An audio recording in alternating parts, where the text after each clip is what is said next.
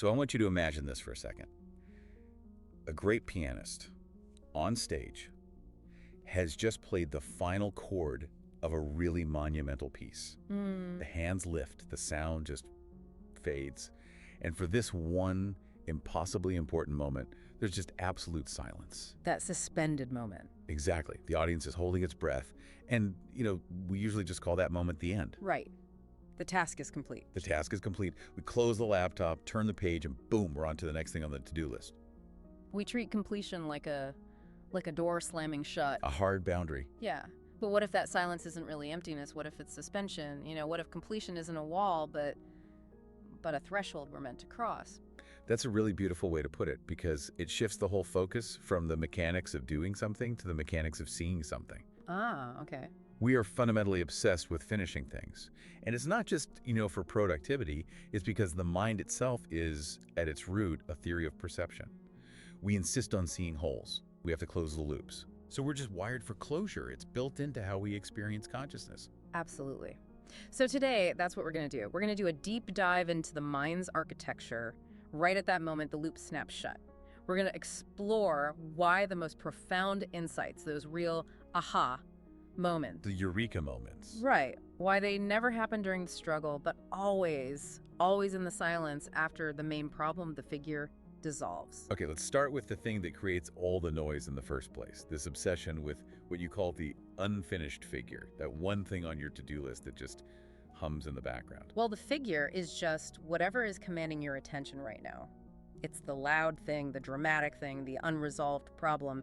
Your perception naturally clings to it because, well, its incomplete state generates tension. And we chase completion to get rid of that tension. Exactly. We're chasing the relief. That sounds completely exhausting. Just living life chasing relief from these figures we keep creating.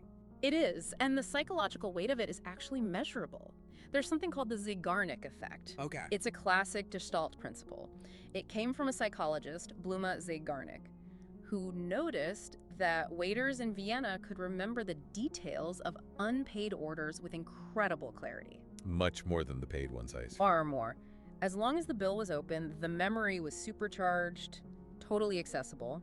So it was like an open program running in the background of their minds. That's a perfect way to think about it. It's cognitive energy dedicated to that task. But the second the bill was settled, the task was perceptually closed, the memory was just demoted. The tension dissolves, and the memory goes with it. The mind basically says, okay, alert canceled, stand down. That makes so much sense for a waiter. Right. But if we know this, why are our modern lives just littered with open loops? I mean, we have 40 browser tabs open, constant notifications, Right. project management tools with tasks that are like 90% done. Why do we do that? That is the core of the modern illusion, isn't it? We mistake perpetual motion for progress. We're trained to just sprint from one task to the next without ever letting a figure truly settle.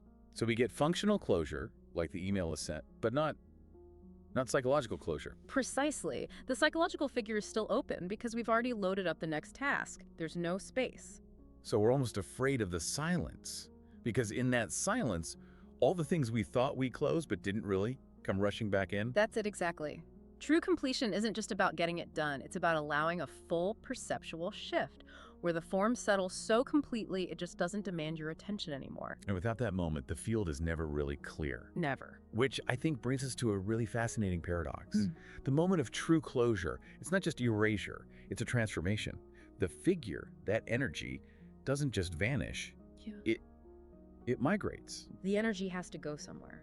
It's a bit like conservation of energy in physics. When a figure is resolved, its sharp, focused energy becomes this quieter, more integrated knowledge that just feeds into the background. I always think of movies with this. A film with an ambiguous ending, a thriller where maybe the villain is still out there.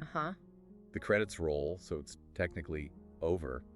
But you walk out of the theater, and for days, that story is more alive inside your head than it was on the screen. Yes, completion didn't kill it. It just liberated it from the screen and pushed it into your internal world. It forced you to try and complete the arc. Right. And then you have the painter. Yeah. While they're painting, they're just seeing fragments, right? Brushstrokes, a color problem, a shadow that's not right. They're stuck in the noise of the making. But when they finally step back and say, okay, it's done, in that moment, it stops being a collection of little problems. So it becomes a single unified thing, a gestalt. The act of stopping is what allows the whole shape to finally be seen without all the noise of the struggle. So that's the powerful perceptual maneuver we're doing.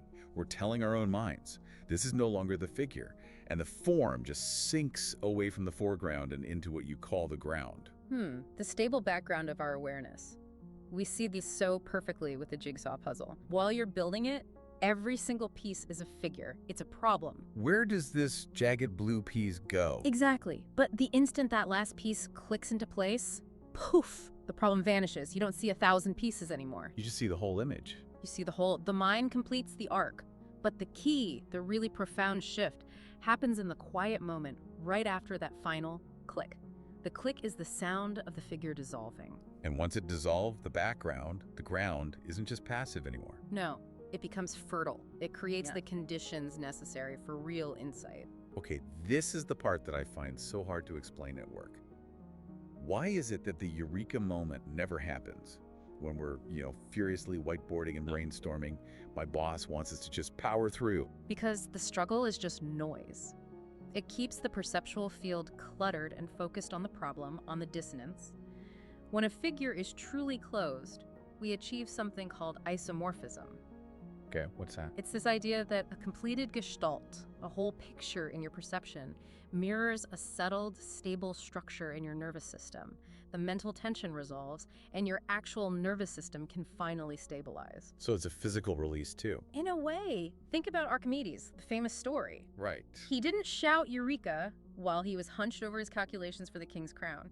He shouted it when he got into the bath. When he displaced the water, he completely changed his sensory input. Exactly, he was stuck in the math. In that computational figure, the solution came when his entire sensory field rearranged itself, and these two previously unrelated ideas, volume and density, just clicked together into a new, single, elegant form. So the insight can only happen when the old struggle is quieted. It has to be quieted. The field needs to rearrange. So the silence after completion, it isn't emptiness. You call it field readiness. Is that why so many people get their best ideas in the shower or while driving? That's precisely it. The field is no longer being tyrannized by the old problem. It's finally calm enough to breathe. And in that quiet, new patterns can begin to rise up. They aren't forced, they're proposed by the settled ground. It's like you're not looking for the answer anymore. The field is just ready to show it to you. Yes. This applies so well to conversations too, to arguments.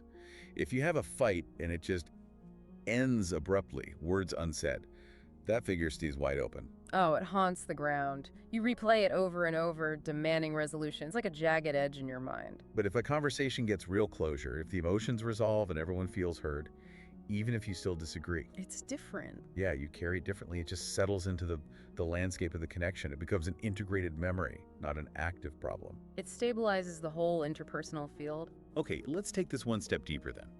We've been talking about external things, projects, puzzles, arguments.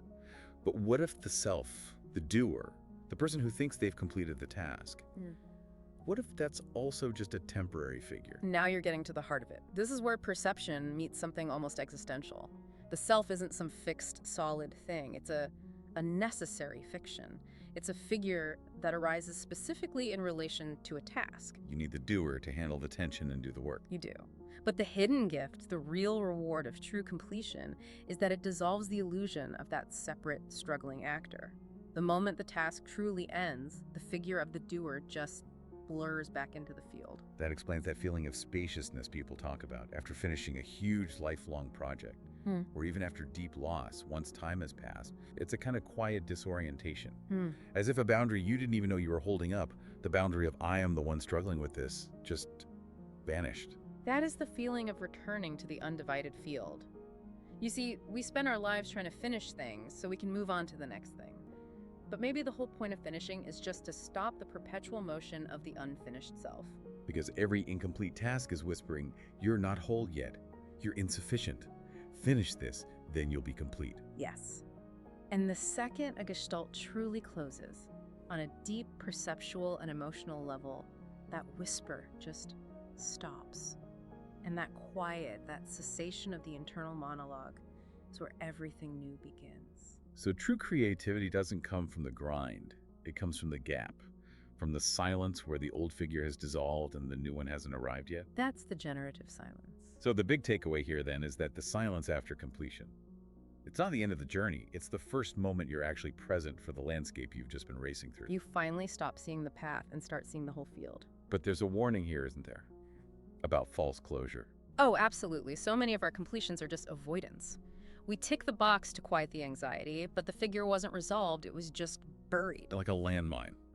Still charged, still full of tension under the surface. And that false completion, it quiets the noise for a moment, but it never stabilizes the field. The ground is still volatile. True silence only follows true closure. Which means looking at what is, not just what you want it to be. Only then does the figure fully release its grip, and only then does the ground become fertile again.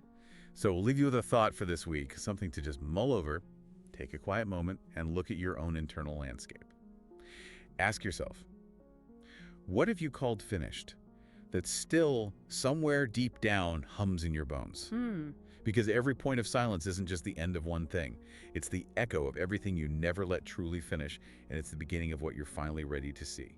The field is waiting, not for your next move, but for your next perception.